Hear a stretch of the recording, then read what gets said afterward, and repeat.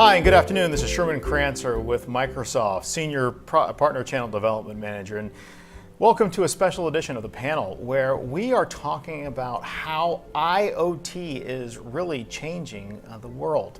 Today we have a special guest from Arrow on today, and we're going to be talking how Arrow and Microsoft actually are coming together to really help partners increase potential revenue streams. So if we take a quick look at the agenda, and we'll go ahead and pull this up for everyone right now, you will find that we're going to do some introductions real quick. We're going to talk to Jeff. We'll talk about how Arrow and the Internet of Things is actually coming together.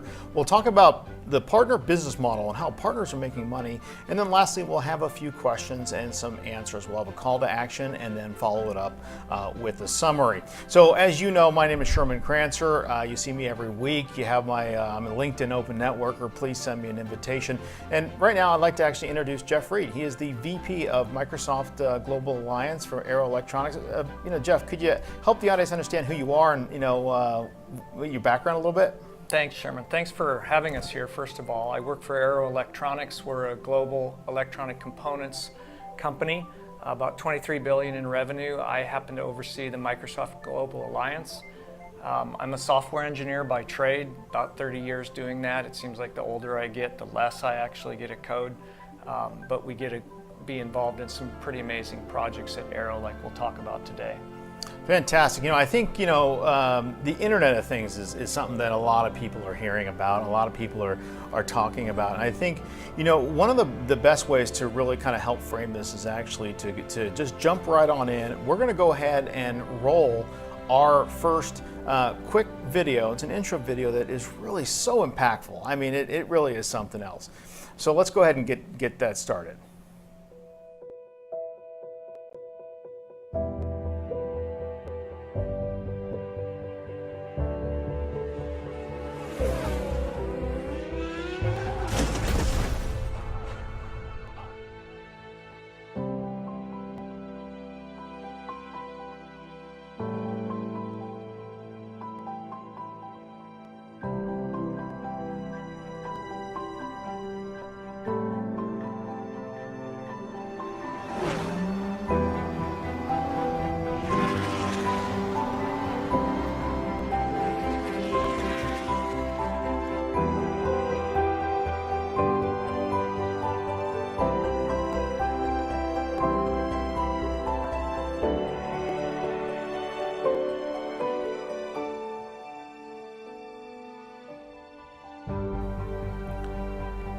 Wow, that was an absolute amazing video. Jeff, could you set that up a little bit and kind of tell us what we really kind of took a look at? Yeah, in 2014, Arrow and Sam teamed up together to build a semi-autonomous car that he could drive. He's an amazing human being, an amazing soul, in the things he's gone through. So it was really special to be part of a team that took this car. I was on the software side of the house, but a lot of our electrical and mechanical engineers actually built the car. And to see Sam actually drive for the first time since he was an IndyCar driver. So he's paralyzed from the neck down, and we built a car that lets him drive with nothing but his head movements and blowing into a tube or inhaling from a tube to accelerate and decelerate. So he crashed, and I mean he was a real race car driver. Yeah, he was a real race car driver, IndyCar driver, and crashed and paralyzed from the neck down. And in 2014, he drove again this semi-autonomous car. Wow, that's unbelievable. It kind of goes into this next piece. That what we wanted to do is show you this next slide here, and it's actually a video. We're going to go ahead and push play on it so you can kind of get a chance to just look at it. And actually, Jeff is going to kind of walk you through what we're actually looking at, but it's in relation to this race car driver that lost all the functionality of his limbs. So what this is we took the SAM car and we IoT enabled it, right? We take all this telemetry data from the car and we stream it up to the cloud, either real time when he's driving or in a replay mode. And what you're looking at here is built on Azure technology. The data's in Azure, and you're seeing him re-drive or replay the drive. And this is when Sam actually got his driver's license. He's the first human being to get a USA-based driver's license. Wow. And this is him driving in Nevada and it's in replay mode. But all of that telemetry data going from the car, and you think of a car, it's about as complex as you get with IoT, thousands of sensors.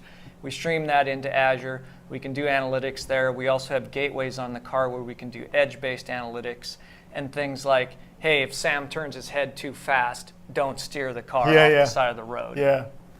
That's amazing. I mean, and then when you showed it to me a little bit earlier, you can actually go to the replay. So you can go to sam.aeroconnect.io and actually go to the replay section and select many different things. Yeah. So he was on an Indy race car, the Loop as well, right? Yeah, he was at the Indy Motor Speedway, drove 167, I think, and I think they want to break that record again this year. And this was a partnership we did with Microsoft.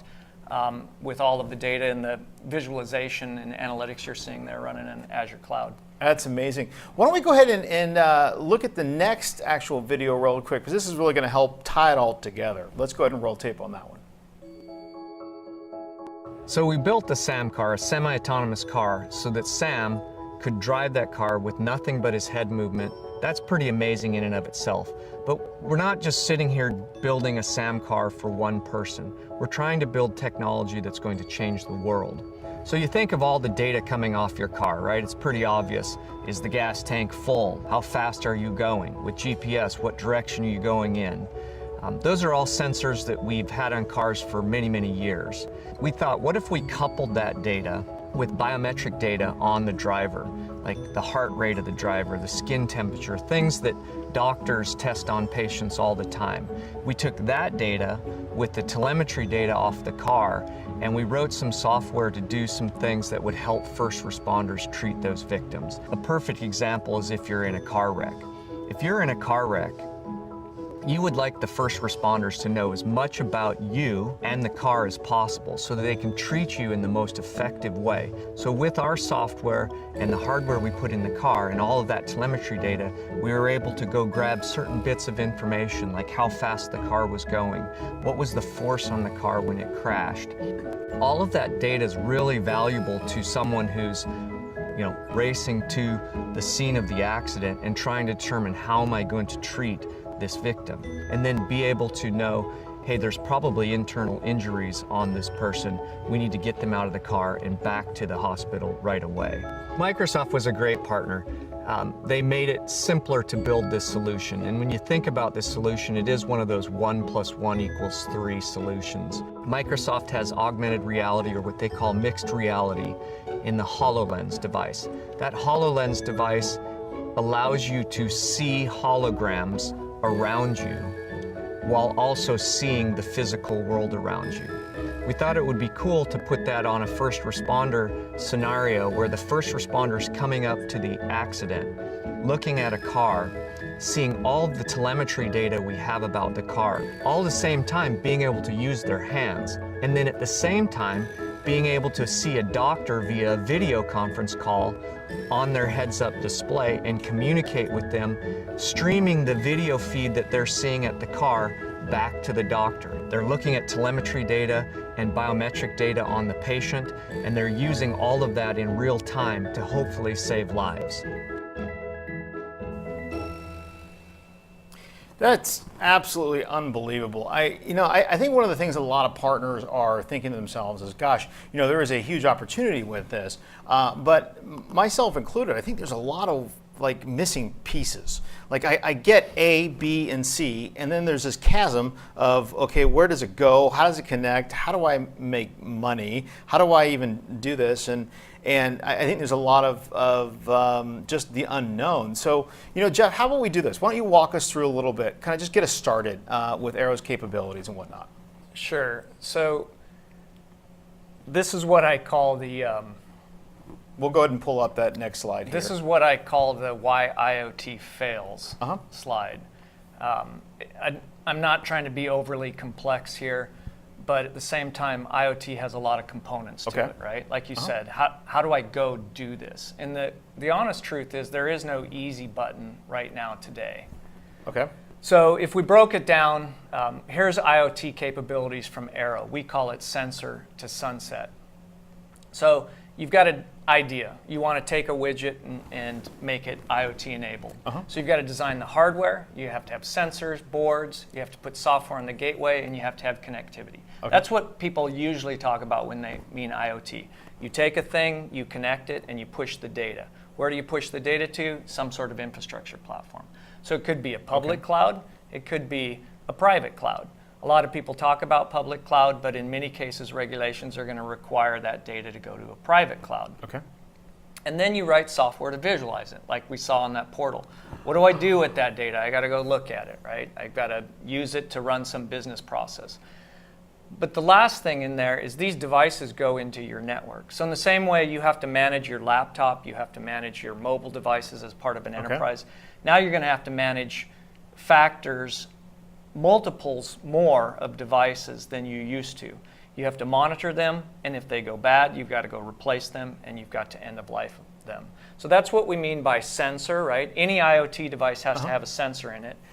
To sunset, what do you do when that device ends of life, and how do you refurbish it? So that's what Arrow helps our partners do. We're really about helping partners take an IoT device to market, right? We don't build the devices for our own market. We help partners create those devices. So if we look at that slide from the perspective of partners, on the left-hand side, when you're designing this hardware, we work with a lot of different partners. So these are typical like Honeywell, ST Micro, Intel, Renesas, all of these MCUs and CPUs. There's compute in everything now. So all of these companies that make very small microcontrollers that use very little power but can collect data and then use network connectivity to push it up to some sort of cloud. So that's the things part of the Internet of Things. That's the sensors. That's what the sensors are. So if you're looking for a sensor or something to an application, you would then go to Arrow, and you'd have a list of like the sensors that you could possibly put in or create an application. Okay, so that solves one question. Okay, that's where the sensors are. All right, so then the next part, the transport protocols, I think you're mentioning. Yeah, it's the network and the transport protocols, right? So networks aren't like Wi-Fi anymore in the IoT space. You need long-range networks, like 10-kilometer range. You have LTE, like cellular that you're used to with your phone. There are multiple different network protocols that serve a couple different purposes. One is very low power, right? You can't be having your IoT device die at 5 p.m. like your cell phone does every day when you're driving home. They need to last, in some cases, year, 2 years with just cell coin batteries. So the network technology is changing quickly, and you have to stay up to date on that. And then the transport protocols. It's no longer about HTTP. You want really refined and precise transport protocols to talk to your data platform. Those data platforms come from multiple cloud providers. You know, Microsoft knows them. IBM has them. AWS has them. What's interesting about Microsoft is they take a very hybrid approach to the cloud. They've got a public cloud, and with Azure Stack coming out this year, they'll have a private cloud. So if you're building an IoT solution, you're pushing that data, you have the option to push it to your private cloud, right? Maybe you're a medical company, right? And you're not going to store patient data on a public cloud, no matter what, because of regulatory reasons. So you're going to have a private cloud, but your application developers can develop it in the same way they would develop on Azure public cloud. So that's what we mean by data platforms. So that's the other component, is where do you put the data and the complexity of where that data goes. It's not just public cloud, it could be private cloud. And then, you know, where Microsoft really starts to shine are things like Power BI and the Azure App Framework. So for developers can go build those portals to visualize that data like we saw with the SAM car. And then last but not least, I did mention someone has to service these devices, right? They do break, they go bad, and Arrow provides a managed services platform to companies so that they can monitor those devices, and then if they want to, they can use our service technicians to go fix them. And we'll even take devices at their end of life, pull the parts out of them, recycle them, refurbish them, and reduce the environmental impact. I think that answers actually a lot of questions a lot of partners are having. You know, like, where do I find the sensors? Where do I find the information about them? You know, what type of protocols to transport it? What can I possibly tie it together with the Power BI model? And then, wait a minute, I'm sure this question comes up. What happens if the power goes down or it breaks? Well, then, do I have to actually design these pieces of hardware? No, actually, this is something that you guys work with. So that's really interesting. So I think probably the next thing to really consider is really how do partners generate revenue really from the Internet of Things. I think there's going to be a lot of questions, and I know partners are like, yeah, this is great, but how do I make any money? So Jeff, could you help us understand that a little bit? Yeah, I mean, in this particular case, I think IoT's got a lot of hype behind it. It's not a thing, it's simply an evolution of technology in the same way cloud was an evolution from hosted to kind of a hyper-hosted model. So it's an evolution of technology, and if you're already making money on technology, IoT is going to accelerate new paths to revenue, but it's also just going to be old paths to revenue that you're doing in a new way. Okay. I guess is the best way to describe it. This is a Microsoft slide I like. It's another way to look at IoT.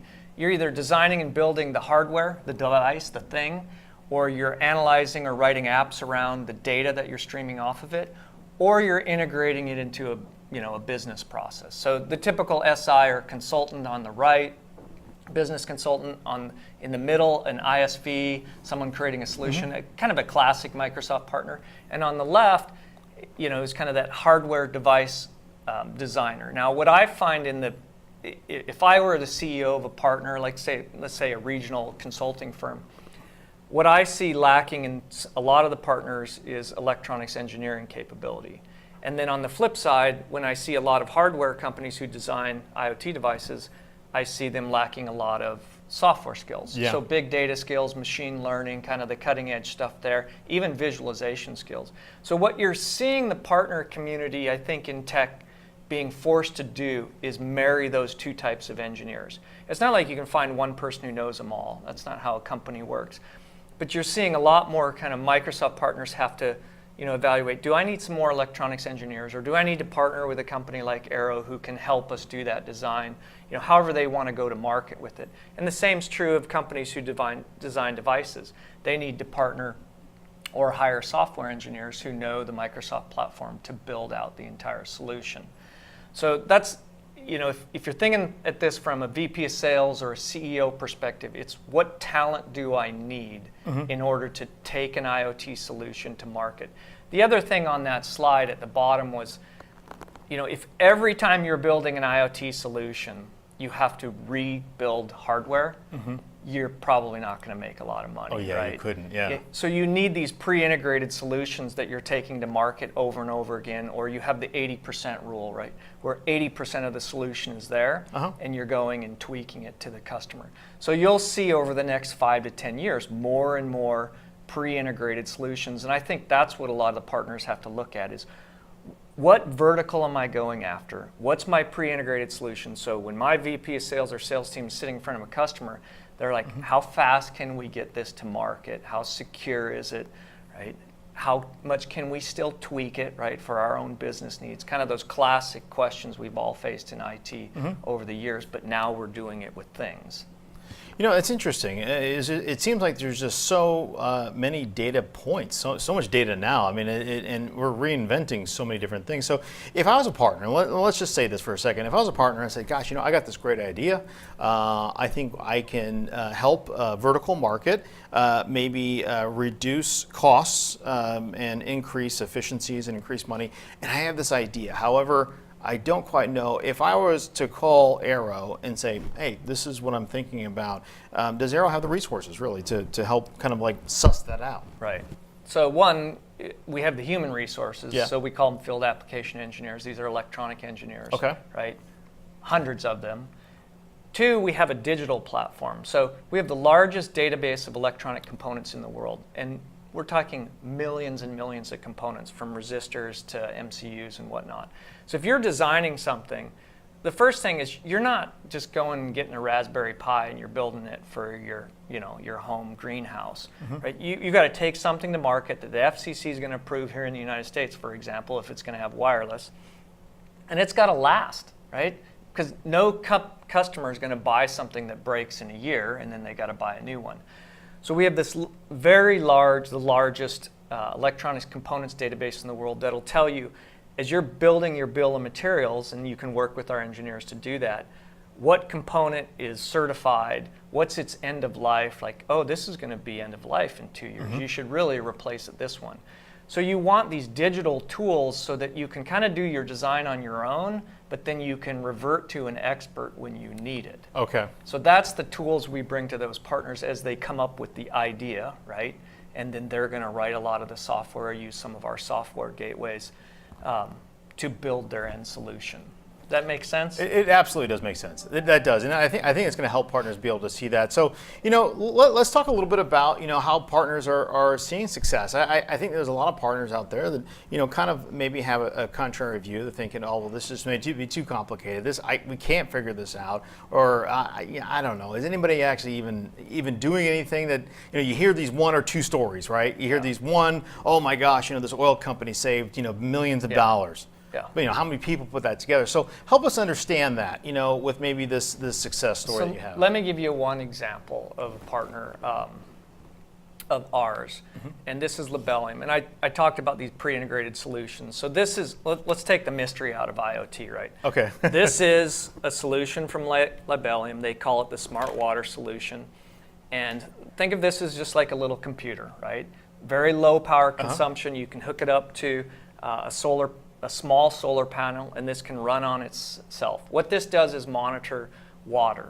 They call it smart water. So it's for environmental impact, like clean water, cities use it, and whatnot. And the design's pretty ingenious. If you think of the early PCs, like, I wanted to plug in 5 different types of mice, right? Yeah. But you wanted to just plug them in. Remember the days of pre-plug and play where you had to download drivers? So IoT needs to get to the same space. If you're talking, you have thousands and thousands of different sensors, you don't want to have to redesign the unit every time. So in this particular case, here's a sensor that monitors oxygen levels in water, which is a good water quality level, especially in marine habitats. And you simply plug this in, and this thing keeps working, right? You don't even have to recycle it. You could buy another sensor and put it in here. You could be monitoring chemicals. So up to 6 ports, right? So think kind of like your PC. If this sensor goes bad, it's on a long cable, you run it into the water. If it goes bad, you just take it out and you replace it. So this is an example of a pre-integrated solution that has an interesting architecture, right? As well as solves a particular problem, like monitoring water quality. Those are some of the ways I think partners need to think through as they go to market with pre-integrated solutions. If they're trying to solve something, it has to last, right? I think of it as like an evolution of IT, whether it was from the laptop to the mobile phone, and now you're seeing all these sort of devices go into your home. Well, in the industrial world, where 80% of the money in IoT is made, it's not in the consumer market, these sorts of partners are seeing success, and we help them design and build this and take it to market. So there's one example. That's amazing, because you think about it, Internet of Things, you're just thinking, gosh, what is it, right? And that is a great example, because you kind of look at this device, you think, well, what is that? And that's really just sticking into the water. That's collecting the data, and then you're using that to shoot over whatever the data is via Wi-Fi, and now you're collecting it. Now you're putting it into Power BI, and wow. And you can see how even you reverted to something like Wi-Fi. This is actually a 10-kilometer radio, right? That you can use in agricultural settings where you might have a rancher and they're setting this out on water just to test water quality and irrigation, and it's streaming back to the mothership or their house, right, which then has internet connectivity. And so you have all sorts of different radios now being used, including cellular and LTE, but that can reduce the cost but increase the reach and then decrease the power consumption, so that this thing can run on just solar. If you're out in the middle of a ranch, you're not going to run a power line everywhere you need to go to monitor. If you're in cities, right, you're not going to always have power to monitor waste treatment facilities. Nor are you going to have internet access. directly clickable or be able to plug it in there. So yeah, the radio. And you're definitely not going to have you're not going to set up a Wi-Fi network to cover a wide range, right? Yeah. So these different network protocols, you need to get experience with them and use them and design these pre-integrated solutions for different scenarios. That's amazing. Hey, so we were talking a little bit before in the green room. We're talking about a great story, and I really want you to talk about this. So we have Yellowstone National Park, right? And we're kind of wondering, how is IoT relevant to Yellowstone National Park? And you happen to live up in the Northwest. Help us understand how this all came together, and this great story. Please help us. This is a great story because there is not a lot of internet access in Yellowstone Park. There's not a lot of cellular coverage in Yellowstone Park, but as you can see, that's Yellowstone Park up in kind of the northern part of Wyoming and southern part of Montana. And last year, the longest free-flowing river in the lower 48, the contiguous 48, flows out of Yellowstone Park. It's called the Yellowstone River, and it flows to the Missouri and to the Mississippi. It's the longest undammed river. 4 million people go to Yellowstone Park a year, right? Travel to that first national park in the world. And last year, the Fish and Game actually shut down the Yellowstone River in August because there were fish dying. Right? It made the New York Times. Everybody was up in arms. Local businesses who run tourist businesses, shut down, and a lot of hype around this. Part of the problem is we don't monitor our environment very much, right? So it's really hard to go get the data to find out what's going on. Now, we know what caused the deaths, right? It was a parasite, but we don't know why for the first time on this river there were fish dying because of this parasite. Was it because boats brought it in? Was it because water temperatures were too high? Was the water too low? And the problem is we just don't monitor. So with a couple partners, we took some of these smart water systems and we're installing them. And we're kind of crowdsourcing this, right? We're not waiting for the federal government or the state government to go spend, hundreds of thousands of dollars putting in this monitoring system. These are low-cost devices that we can get regular citizens to, buy for a couple $1,000s, do it themselves. We collect that data in the Azure cloud and we share that out to everybody. So imagine someday going online and you live, somewhere around a water system and you pull up a map and you just see, red, yellow, green, little KPIs across the country of citizen, scientists monitoring quality and saying, hey, you've got bad water here, you've got good water here. And that kind of game theory of, you can't measure what you're not monitoring. And so let's use IoT to start doing this monitoring and make a difference on something as important to not only the national consciousness, but the human consciousness of something like Yellowstone National Park, and really understand what we might be doing and then take proactive, steps to prevent it. The possibilities are just absolutely endless. You can just go on and on if you think of this crowdsource model and people putting in sensors, to monitor water quality or environmental quality. Yeah, it's just absolutely amazing. I mean, just to think, and almost literally whatever you can dream up of now, right? I think 10 years ago, we would be sitting there like, oh man, wouldn't it be great if we could measure the quality, right, of the water? But, we can only do that in X, Y, and Z places. Right. And it costs a lot of money. Oh yeah, right. $5,000 per. The data's private, and only certain people have access to it. That model is changing, right, as we know with the internet. So what was the solution? I don't know if you've kind of already done this, but why don't you just kind of walk us quickly through this, because then we have some Q&A after that. Yeah, let's make it simple. This is a classic IoT architecture. We took some of these smart water solutions, another company that is called Arable, that can monitor crop quality. So this is a smart ag sort of solution. So what happens with trout, for example, certain species of trout spawn in July. And if you think about someone who's irrigating their crops, they really start consuming a lot of water from the river systems around July and August. And as these trout spawn, the time those little fry need to get back to the main river is in that end of July and August timeframe. So if we can reduce water consumption in those timeframes, we can increase the amount of fish that survive the spawning.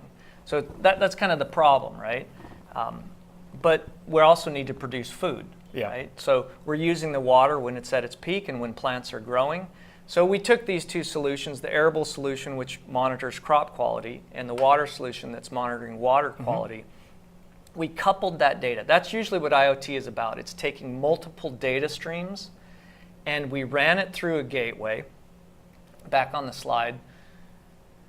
So so we'll bring the slide. Yeah, there we go. So we run it through a gateway, that little black box, right? And we use our software to push it over to Microsoft Azure. And then we do analytics on that. All of this sort of data is getting streamed. pH, what's called redox, temperature, all of these different chemicals. The productivity of the plant, like how much protein is in the plant. And with that information, we can decide, should we stop watering, right? The plant's at its peak. Let's turn off the irrigation system. So there's a international irrigator called Valley Irrigation. And we use their control systems to turn that water off. And what we're trying to do at the end of the day is stop killing fish and make the cows happy, right? So because we're producing these crops to feed cattle, but we're trying to reduce our water consumption at the times of the year that the trout are spawning. So it's that aggregation of data using different data streams, putting it together into a solution that solves a particular problem. In this case, making ranchers and farmers more productive and allowing the trout to do what they do best in the summertime near Yellowstone Park is spawn. Wow. That's a great example, and thank you very much for sharing us with that. So let's get into the little thought leadership portion of it. We're going to do kind of a rapid fire question and answer type of thing here. So the first question really is Jeff, what excites you about what Microsoft is doing with Arrow in the IoT space? Help us understand what your thoughts are on that. So like I said, this has been an evolution. We've been following Microsoft's IoT practice for many years now. And what was neat about Build, it was last week, right? The Build 2017 conference. And a couple big things were announced. IoT Central was announced a couple weeks ago, which is the evolution of the IoT solution on Azure. So there's Azure IoT Hub, which is a massive scale, hyperscale, as Scott Guthrie always says, ingestion engine for IoT. If you're going to take all of these devices across the globe and stream that data in there, you better have a hyperscale cloud you're sending that data to. So there's that. And then Microsoft's evolving that and making it even easier for the partners to develop software solutions on top of it. So that's what IoT Central is about. And then there was an announcement at Build about the Azure Iot Edge. Remember, if the WAN is down, you and I both came from the telecom world, right? Yep. Remember the remote PBXs, right? If you were a big enterprise and you had branch offices, the WAN couldn't go down and the local telephone system at your bank was down. No. You had to have that remote PBX. And so the same is true with this Azure Iot Edge solution. When the WAN or the internet's down, you still need local area connectivity to work with IoT so you can monitor those devices in your manufacturing plant or in a waste treatment facility. And then when the internet comes back up, you're aggregating that data back together. So that was a big announcement that maybe not everybody caught, but the Azure Iot Edge gateway service to do edge-based analytics was a big announcement last week. And then I think, probably the one most people aren't going to understand is Azure Stack. So this taking the Azure public cloud and making it a platform that enterprises can use for their own private cloud and build hybrid solutions around it. If you think about IoT, there's nothing more hybrid than IoT because the devices are in a local area network, right? Yet you're streaming that data to a public cloud. So you need a hybrid solution for software that's running at the edge or the LAN, and then the same solution that you're building on the public cloud and the WAN. So I think the Azure Stack being a solution where enterprises can go, I can build one solution, run it on a private cloud or a public cloud, has big long-term benefits for IoT solutions. That's some pretty good insight. What would you say is the biggest challenge, really, for partners in IoT? Well, the hype is a big challenge, right? It's almost everybody says they're doing IoT, so you actually have to sit down with customers and actually ask them what they're trying to do. Designing hardware, it's the early stages. This is maybe the second inning, third inning, somewhere in there. We don't have a lot of prepackaged solutions you can just go out and buy and install. Those are some of the challenges, but it's also how partners make money, right? Wouldn't it be nice if every trash can out there, across North America or the world, told you whether it was full or empty, and oh my gosh. They came and picked it up when it was full. Right? Yeah. It's simple, right? It makes sense, but it's going to take a little bit to get there. So defining the problem and then building the solution is the hard part. Fantastic. All right. Well, hey, let's get right into the call to action here. This was a special edition of the panel call here. What we'd like you to do is, if you have any questions about this, we want you to go to the world, the web, and actually go to arrowcloud.com. You can also call them at 877-558-6677, as well as really, Jeff wants you to email them. If you have any questions, you have any thoughts, just go ahead. We're actually extremely lucky to have this out there. Jeff.reed@arrow.com or Microsoft Cloud @arrow.com. Hopefully he's not going to get 300,000 emails tomorrow, but hopefully you do, right?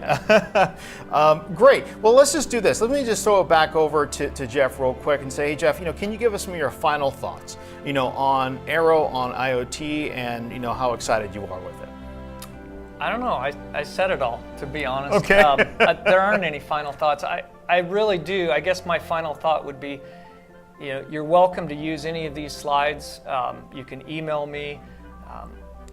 We're in the early stages, like I said, and I think having these sort of conversations with partners and finding where you're having successes and failure, how we might be able to help, how you might be able to help us, and Microsoft as a team go to market around IoT. I think the more talking we can do in the partner community right now around IoT and really narrow down some specific solutions, the better off we're going to be. So I just really encourage you to reach out, and I really appreciate your time and just the great forum you guys have here and what you're doing for the partners. Great. Well, we're here to support, we're here to help partners out.